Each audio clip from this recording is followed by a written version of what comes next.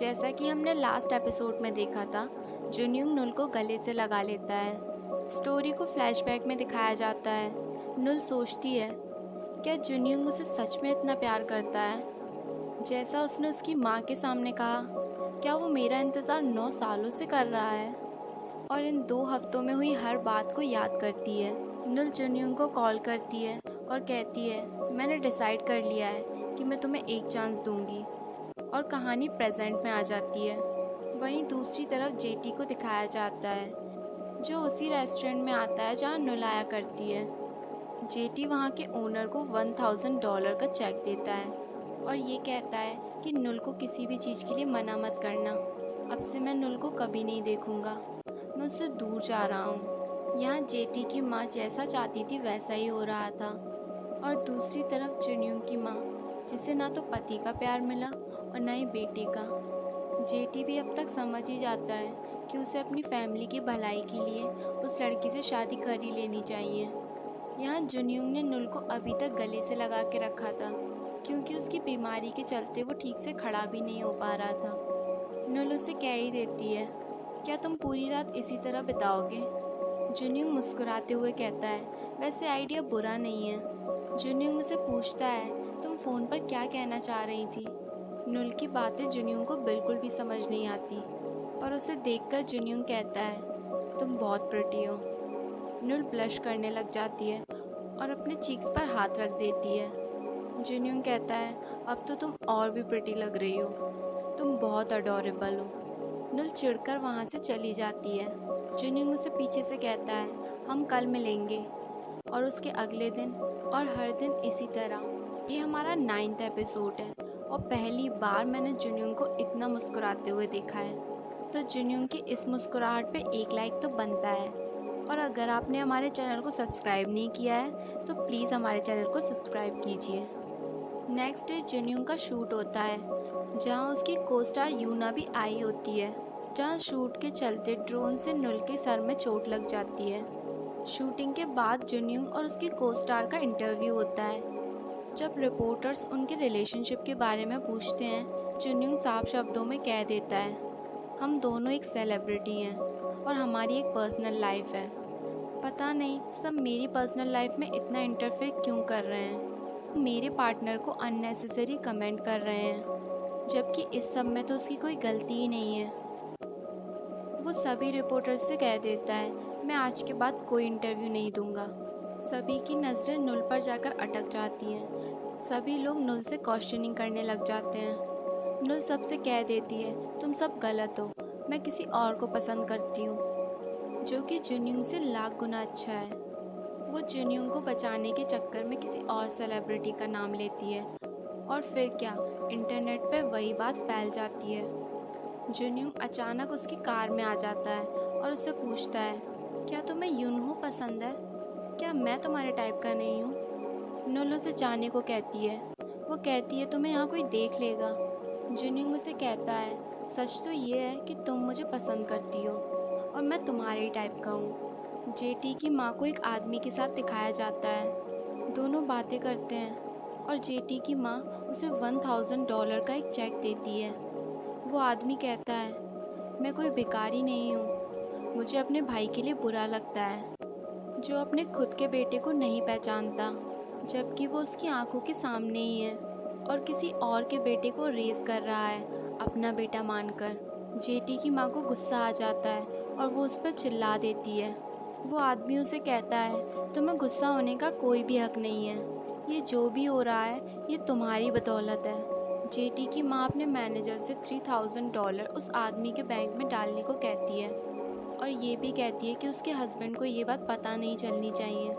Jetty उसकी सारी बातें सुन लेता है और जेटी पैसे डालने को मना कर देता है। जेटी की माँ उसे पूछती है, क्या तुम्हें सब पता है? जेटी हाँ कह देता है। वो अपनी माँ से कहता है, आप पापा को सब कुछ बता दो। वो कहती हैं, अगर मैंने उन्हें ये सब बताया तो वो हमें छोड़कर चले जाएंगे। वो जेटी से कहती हैं, मैं उन्हें पहले से पसंद करती थी और आज वो जिस मुकाम पर हैं वो भी सिर्फ मेरी बदौलत है। जेटी उन्हें कहता है, आप उन्हें सब कुछ सच बता दो, वो आपको ज़रूर समझेंगे। जेटी अपनी माँ से कहता है क्या मैं उनका बेटा नहीं हूँ? हाँ, हमारा खून का रिश्ता नहीं है, तो क्या हुआ? जेटी की माँ कहती है, तुम्हारे बायोलॉजिकल फादर भी चले गए हमें छोड़कर, क्योंकि वो किसी और औरत को पसंद करते थे। तुम्हारे फादर भी चले जाएंगे। तुम सिर्फ मुझे 3 महीनों का वक्त दो, उसके बाद सब कुछ ठीक हो जाएगा। जेटी अपनी माँ से पूछता है, इन 3 महीनों में क्या होगा? और जेटी की मॉम के मुंह से ये बात निकल जाती है कि जुनयूंग इन 3 महीनों में मर जाएगा। जिस बात को सुनकर जेटी को काफ़ी शौक लगता है। जेटी की मॉम उसे बताती है, जुनयूंग बीमार है। नुल अभी भी जुनयूंग की डॉक्यूमेंट्री फिल्म करने में लगी हुई थी। वो जुनयूंग से क्वेश्चन करती है, क्या तुमने अपनी बकेट लिस्ट के बारे में सोच लिया है? तुम्हारी पहली विश क्या है? क्या तुम हमें अपनी बकेट लिस्ट के बारे में बता सकते हो? जुनयूंग कहता है, मेरी पहली विश है तुम्हारे मुंह से ये सुनना कि मैं तुम्हारे टाइप का हूँ। नुल उसे कहती है, मैं इसे एडिट कर दूंगी। जुनयूंग कहता है, मेरी नेक्स्ट विश है तुम्हारे मुंह से आई लव यू सुनना। नुल कैमरा ऑफ कर देती है और जुनयूंग से कहती है, मजाक करना बंद करो। जुनयूंग नुल से कहता है, क्या आज तुमने हेयर वॉश नहीं किया? पहली ईयर में उस लड़की के सामने कैसे आ सकती हो जिसे तुम पसंद करती हो? नुल कहती है, मैंने हेयर वॉश किया है। जुनयूंग मुस्कुराकर कहता है, इसका मतलब तुम मुझे पसंद करती हो और तुम मुझे इम्प्रेस करने के लिए हेयर वॉश करके आई हो। नुल अपना सामान पैक करती है और जुनयूंग के मैनेजर से कह देती है, मैं शूट बंद करके जा रही हूँ। जुनयूंग टायर्ड है, वो पता नहीं क्या क्या बकवास कर रहा है। फोटोशूट के दौरान जुनयूंग का एक छोटा सा एक्सीडेंट हो जाता है। जुनयूंग का मैनेजर भागते हुए नुल के पास आता है और उसे बताता है कि जुनयूंग का एक्सीडेंट हो गया है। वो उसे एक वैन में बैठा देता है और कहता है, ये तुम्हें जुनयूंग के पास ले जाएगी। नुल बस में काफ़ी घबराई हुई नज़र आती है। वो ड्राइवर से पूछती है, क्या जुनयूंग को काफ़ी गहरी चोट लगी है? ड्राइवर कहता है, ऐसा ही कुछ है, उसकी जान पे बनाई है। वो ड्राइवर साइड में गाड़ी लगाता है और कॉफ़ी पीने की बात कहता है। नुल काफ़ी गुस्सा हो जाती है और कहती है, क्या तुम पागल हो गए हो? कि ये किसी के जीने मरने का सवाल है और तुम्हें कॉफ़ी पीना है? मुझे जल्द से जल्द उसके पास पहुंचना है, मुझे उसे कुछ बताना है। वो चिल्लाते हुए कहती है, हरी अप एंड गो। गाड़ी से उतर के ड्राइवर को खूब सुनाती है और कहती है, मुझे उस हॉस्पिटल का एड्रेस दो, मैं खुद से ड्राइव करूँगी। और तभी उस गाड़ी में से जुनयूंग बाहर आता है। पूछता है, तुम इतना वरिड क्यों हो रही थी मेरे लिए और रो क्यों रही थी? वैसे तुम मुझसे क्या कहना चाहती थी? क्या तुम मुझसे अपने प्यार का इजहार करने वाली थी, वो भी तब जब मैं मरने वाला था? नुल को काफ़ी गुस्सा आता है। जुनयूंग के पैर में एक ज़ोरदार हिट करती है और गुस्सा होकर वहाँ से जाने लगती है। जुनयूंग भी उसके पीछे पीछे आता है और कहता है, मैं झूठ नहीं बोल रहा, मेरे सर में अभी भी चोट है। तुम ऐसे क्यों प्रिटेंड कर रही हो कि तुम मेरी परवाह नहीं करती? तुम मुझे पसंद करती हो, मुझे पता है। नुल गिर जाती है। जुनयूंग उसके पास आता है और उसकी चोट को देखता है। नुल भी जुनयूंग की तरफ देखती है। जुनयूंग के फेस पर भी काफ़ी स्क्रैच के निशान थे। जुनयूंग कहता है, मैं हॉस्पिटल जाने से पहले एक डेट पर जाना चाहता था। नुल को ये देखकर काफ़ी हैरानी होती है कि उसके इतनी चोट लगने के बावजूद भी वो उसकी छोटी सी चोट के लिए इतना वरिड हो रहा है। नुल उसके चीक्स पर किस कर देती है और जुनयूंग से कहती है, yes you are my type and I like you. वो कहती है, हम डेट पे कैसे जा सकते हैं जब तुम्हें इतनी चोट आई हो? और फिर क्या, जुनयूंग भी नुल को किस कर देता है। नेक्स्ट डे जेटी की बहन को दिखाया जाता है जो अपनी कार में जा रही होती है। वो जैसे ही नुल के भाई को देखती है, अपनी कार को स्टॉप करके उससे मिलने चली जाती है। वो कहती है, तुम तो एक हाई स्कूल स्टूडेंट हो। नुल का भाई उसे एक कैट देता है और कहता है, मुझे तो स्कूल जाना है पर तुम इसकी देखभाल करना। वो उसे रखने को मना करती है पर वो जाते जाते कहता है, beautiful person always a nice because pretty people are usually nice.